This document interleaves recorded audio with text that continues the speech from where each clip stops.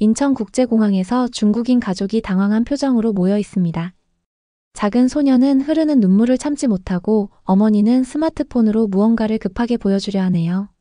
가족들은 서로를 바라보며 안도의 한숨을 쉬고 있습니다. 그때 파란 유니폼을 입은 한국인 직원이 그들에게 다가가자 그 중국인 할머니는 기쁨의 눈물을 흘리며 계속 고개를 숙여 인사하고 있는데요. 다른 외국인 관광객들은 무슨 일인지 궁금한 표정으로 지켜보고 있습니다. 과연 이 가족에게 무슨 일이 있었던 걸까요? 여러분의 응원은 저에게 큰 힘이 됩니다. 영상 시작 전에 딱 1초만요. 좋아요와 구독 꾹 부탁드립니다. 안녕하세요. 저는 중국에서 온 웨이라고 합니다. 한국에 대해 아무런 기대 없이 시작했던 가족 여행이 어떻게 제 인생을 바꾸게 되었는지 그 놀라운 이야기를 들려드리겠습니다. 사실 저는 우리 가족 여행 전까지는 한국에 대해 별로 관심이 없었어요. 솔직히 말하자면 한국이 특별하거나 흥미로울 거라고 생각하지 않았죠. 그런데 완전히 틀렸더라고요. 우리 가족은 다 같이 휴가를 가기로 했는데 10명이나 되었어요. 부모님, 조부모님, 사촌들, 그리고 6살밖에 안 된 조카 리우까지 포함해서요. 다양한 나이와 관심사를 가진 10명을 위한 여행을 계획하는 건 정말 어려웠습니다. 모두가 즐길 수 있는 곳을 찾아야 했거든요. 가족 저녁 식사 중에 아버지께서 어디로 가야 할지 물으셨어요.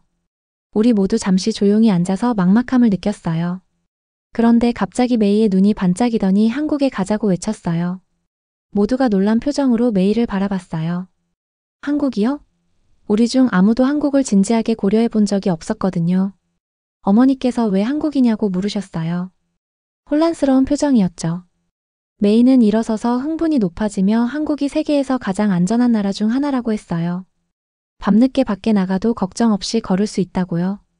할아버지께서는 그것이 관광하기에 좋겠다고 고개를 끄덕이시며 생각해 보셨어요. 메이는 계속해서 누군가 아프게 되면 병원이 매우 우수하고 효율적이라고 했어요. 외국인들도 잘 돌봐준다고요. 할머니는 이 말에 미소를 지으셨어요. 할머니는 항상 여행 중 건강 문제를 걱정하셨거든요. 메이는 대중교통이 놀랍다고 설명했어요. 지하철역에는 유모차나 휠체어를 위한 엘리베이터와 경사로가 있다고요. 모든 것이 깨끗하고 정확히 시간에 맞춰 운행된다고 했어요. 아버지도 이제 관심이 생긴 것 같았어요. 그것이 우리 모두가 여행하기에 훨씬 쉽게 만들어줄 거라고 하셨죠. 그리고 메이가 활짝 웃으며 가장 좋은 점은 음식 배달 시스템이라고 했어요. 세계 최고라고요. 원하는 음식을 주문하면 호텔 방이나 앉아있는 공원까지도 빠르게 배달해준다고 했어요. 어린 리우는 이 말에 손뼉을 쳤어요. 공원에서 아이스크림을 먹을 수 있냐고요? 메이는 웃으며 그렇다고 했어요. 국수와 치킨 그리고 원하는 것은 무엇이든지요. 메이가 한국에 대해 더 많이 이야기할수록 모두가 더 관심을 갖게 되었어요. 메이는 깨끗한 거리, 아름다운 공원, 현대적인 건물의 사진을 휴대폰으로 보여주었어요. 메이는 한국의 전통 사찰과 현대적인 쇼핑 구역이 모두 있다고 설명했어요. 어떤 나이든 모두를 위한 무언가가 있다고요. 조부모님은 역사적인 장소를 보고 싶어 하셨고 부모님은 음식과 쇼핑에 관심이 있으셨어요. 리우는 테마파크를 방문하고 싶어 했고 저는 그들의 기술과 도시 생활이 궁금했죠. 그 후 1시간 동안 우리는 한국의 다양한 도시, 명소, 최적의 방문 시기에 대해 논의했어요. 어머니는 호텔을 찾아보시고 아버지는 항공편 가격을 확인하셨어요. 방 안의 흥분은 점점 커졌습니다.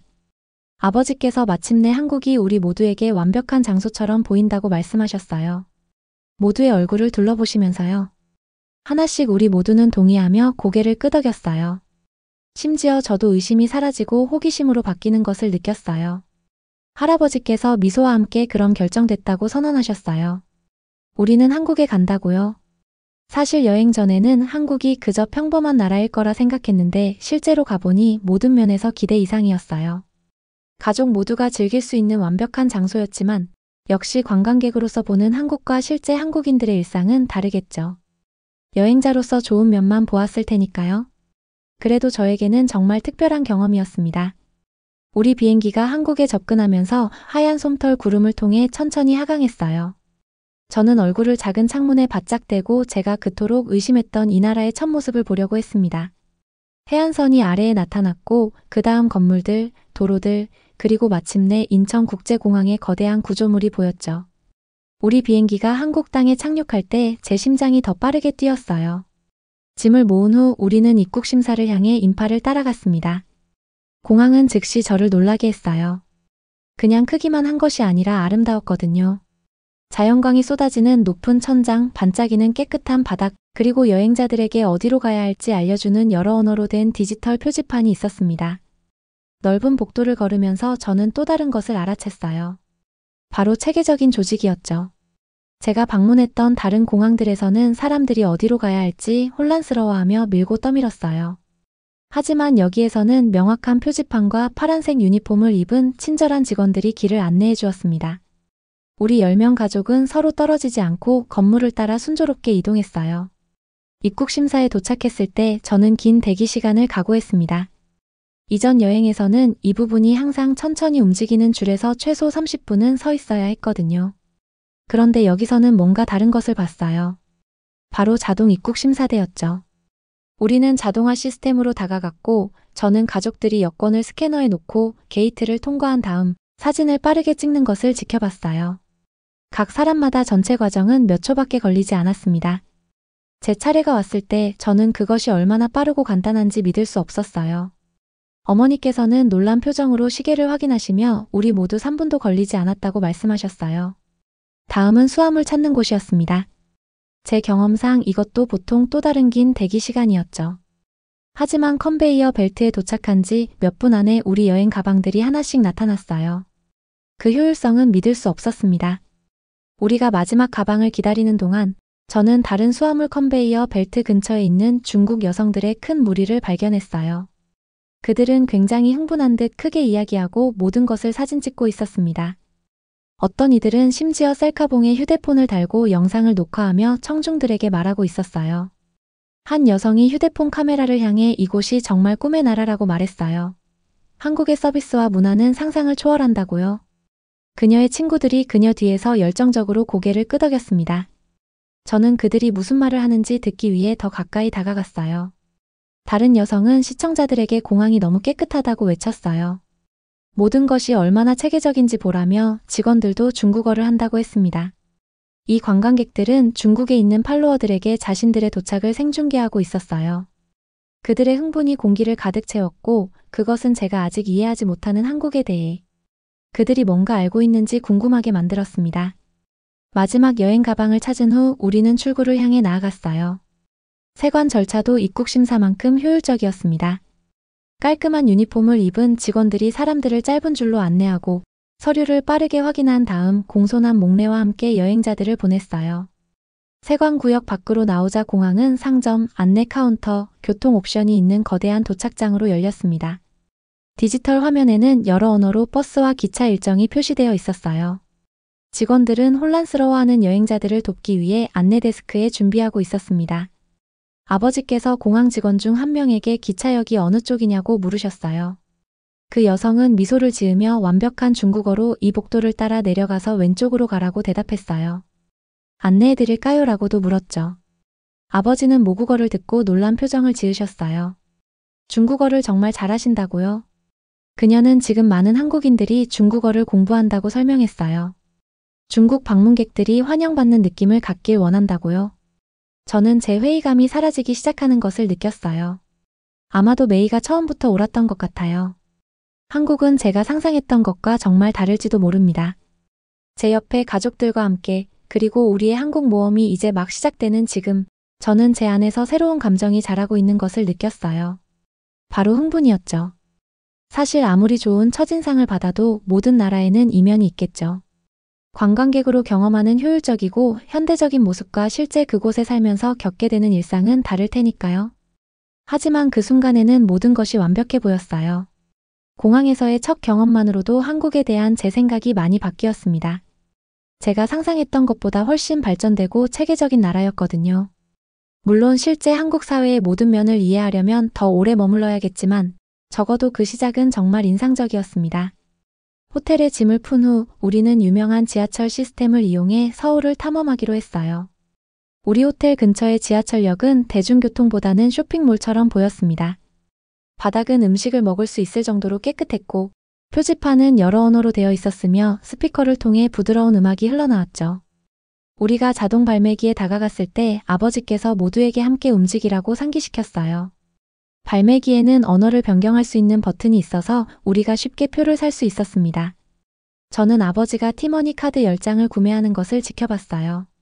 메이가 설명하길 이 카드는 지하철, 버스, 심지어 편의점에서도 사용할 수 있다고 했습니다.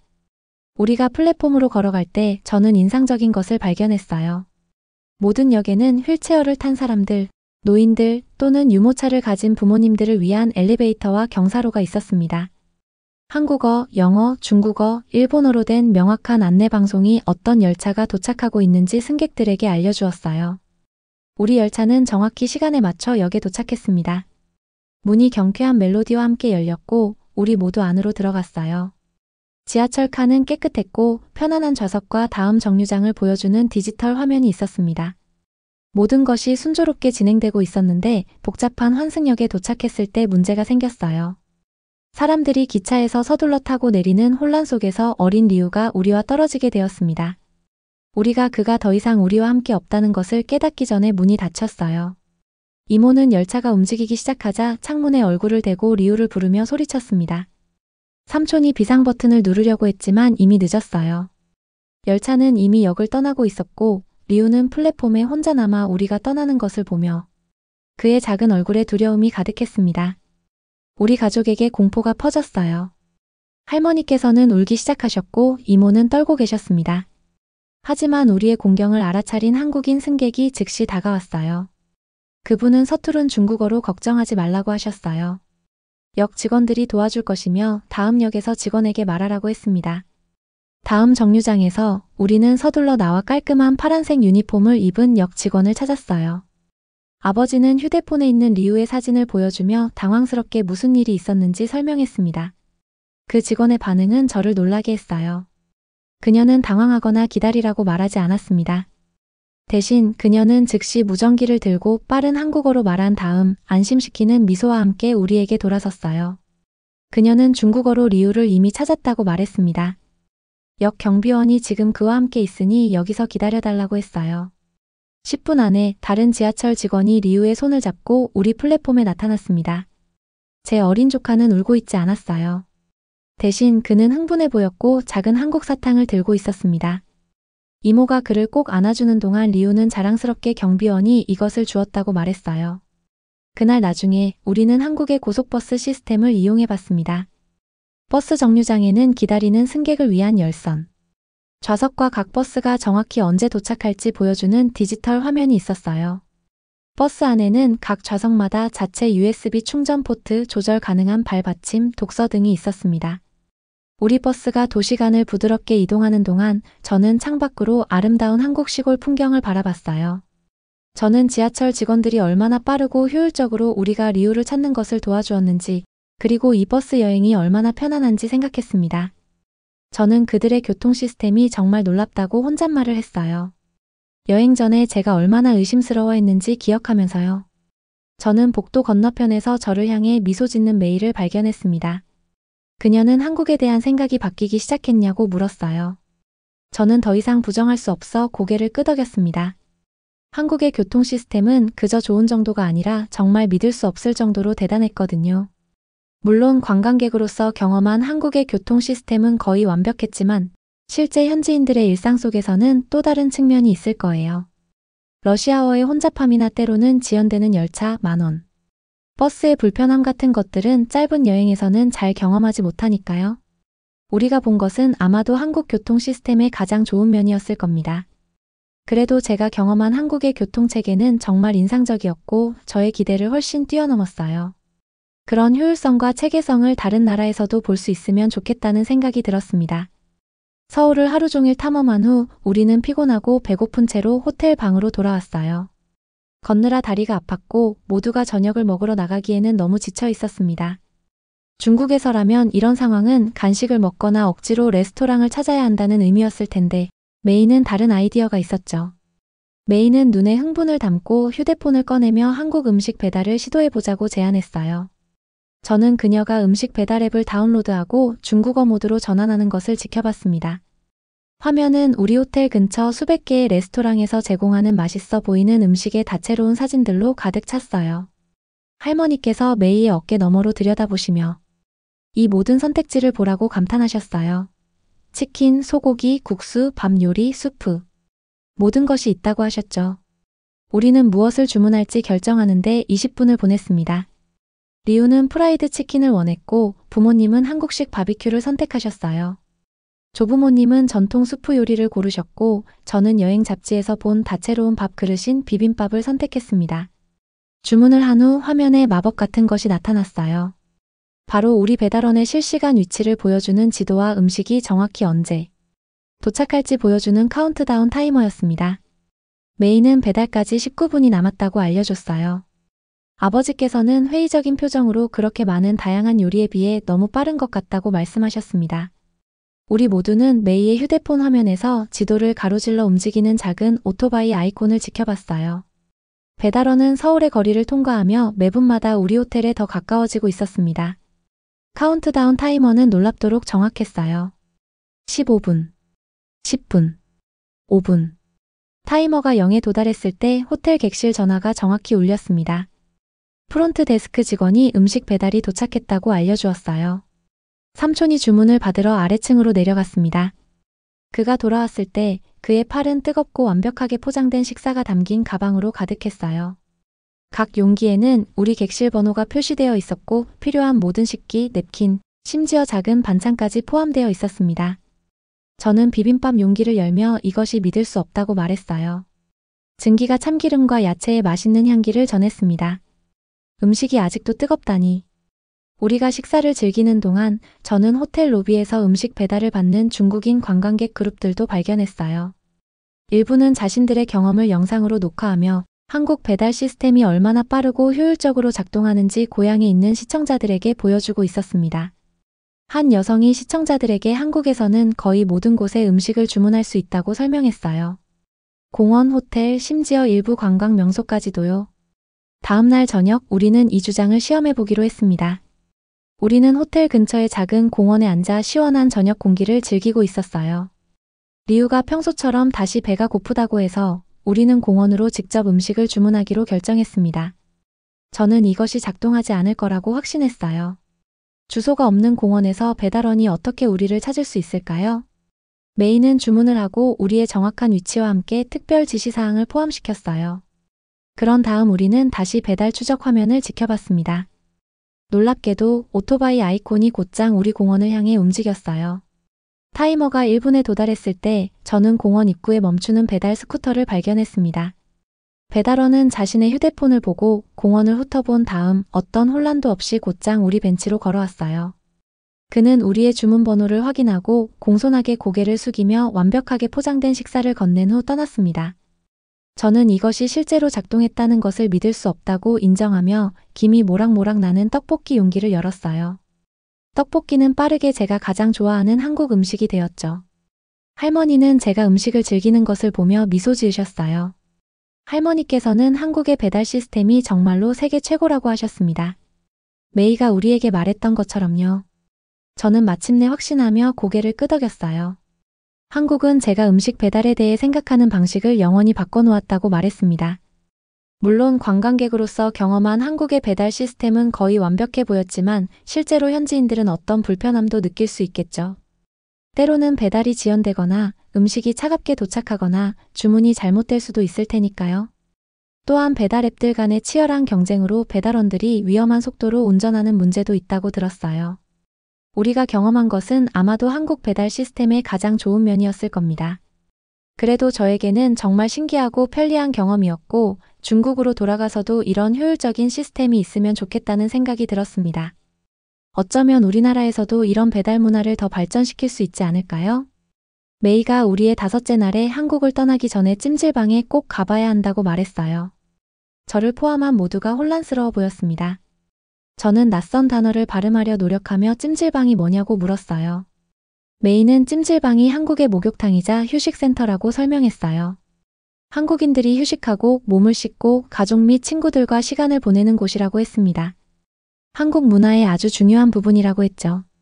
직원은 중국어로 남성과 여성의 목욕 구역이 분리되어 있다고 설명했습니다. 목욕 후에는 이 옷을 입고 공용 구역에서 만날 수 있다고 했어요.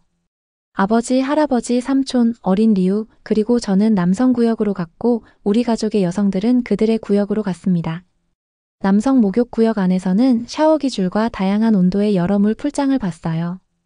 우리가 철저히 몸을 씻은 후 다양한 목욕탕을 시도해봤어요. 어떤 것은 매우 뜨거웠고 다른 것은 시원하고 상쾌했습니다. 한 풀장에는 제 필요한 근육을 마사지하는 거품이 있었어요.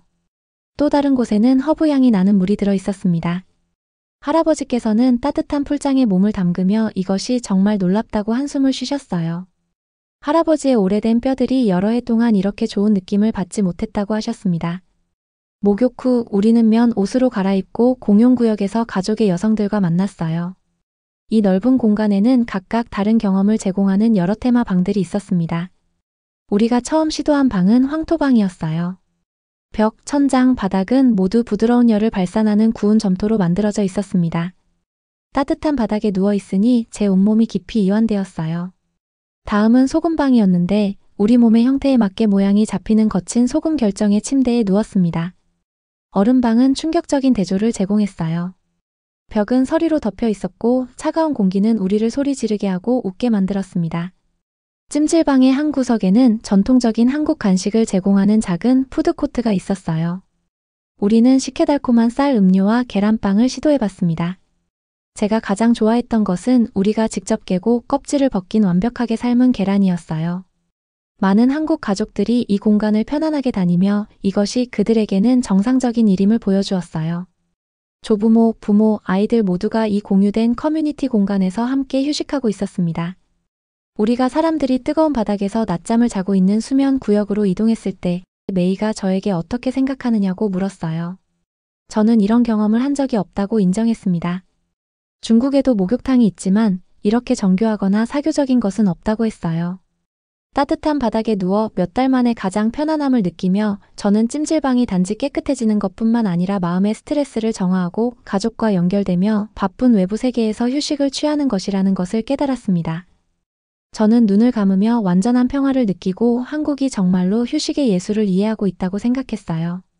물론 관광객으로 경험한 찜질방은 굉장히 좋았지만 실제 현지인들의 일상 속 찜질방은 아마 조금 다를 수 있겠죠.